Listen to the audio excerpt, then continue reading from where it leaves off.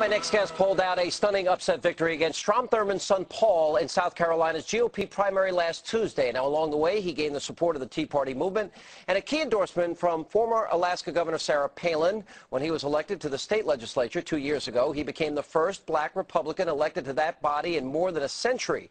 There's no question he is a rising star in the GOP. Joining me now is South Carolina Congressman candidate or congressional candidate Tim Scott. Mr. Scott, welcome to the program.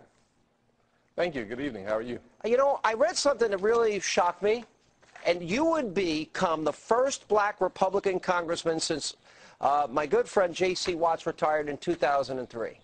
Why do you think there aren't more African-American candidates and members in the Republican Party in the House?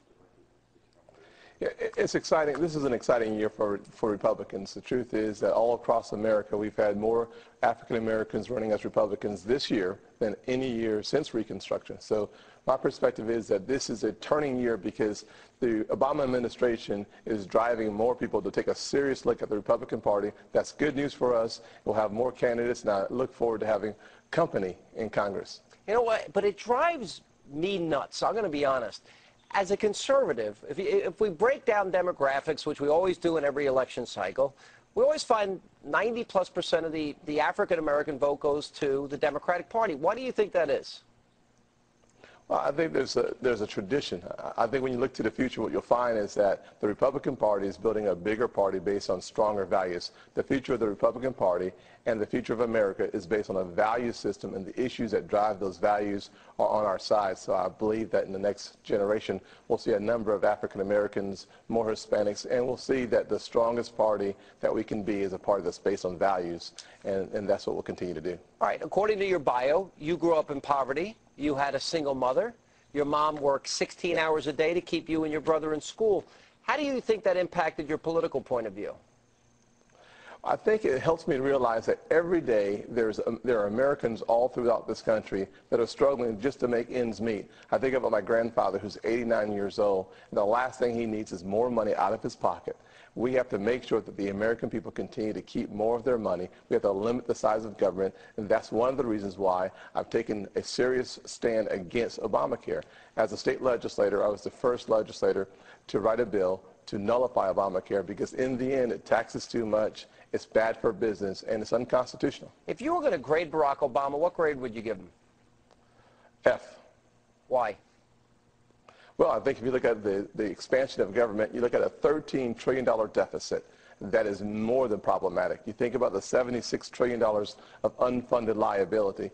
You think about the move towards socialism. Our country can't afford it. We have been brought to the brink of bankruptcy, and that is not good for us. We are spending money of an unborn American. We've got to stop the insanity in Washington, and the fastest way to do that is to limit the size of our government, limit the spending of federal government by taking a look at our Constitution and heading back in that direction. Many of my friends who are conservative and African American experience, they're called all sorts of names, horrible names. We just had Eric Rush on recently. He wrote a terrific new book about this. Have you experienced that in your life? I have. I've had the good fortune of being an elected Republican for the last 15 years on a local level and now on the state level. What I learned in the beginning was that it's a tough road to hoe. The first time that I was elected, I was called the Judas Iscariot of the black community because I took a stand that was inconsistent or cutting across the grain. Now, in my community, I probably receive between 25 and 30% of the African-American vote because I consistently stand on the principles and the issues. I think the black community, by and large, is a very conservative community. We have to consistently engage all Americans on the issues that we stand for as a party. And I think if we consistently do that, everywhere in this country, we will find that people and our message resonates with the people. You know, there's always somebody behind people that achieve a lot in their lives, and obviously you've achieved a lot, and you've broken a lot of barriers in your life. You talk about your mother. You have an interesting story. You had a mentor, a Chick-fil-A operator. Yeah. What can you tell us about him?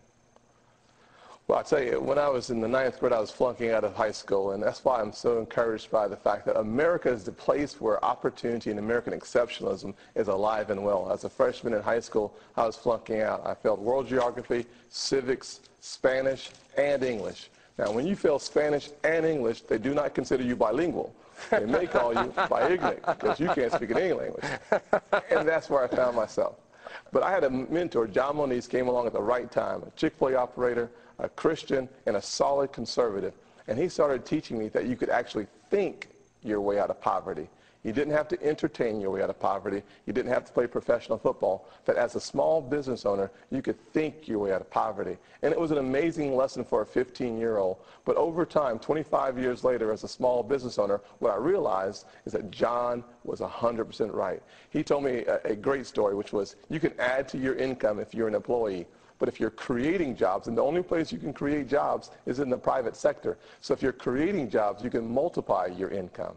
And that was just an important lesson. And 25 years later, once again, as a small business owner, I realized that we must consistently put the money in the private sector and get it out of the hands of the government. Tim Scott, and now I know after meeting you why you are considered by many a rising star in the Republican Party. Thanks for being on Hanity tonight.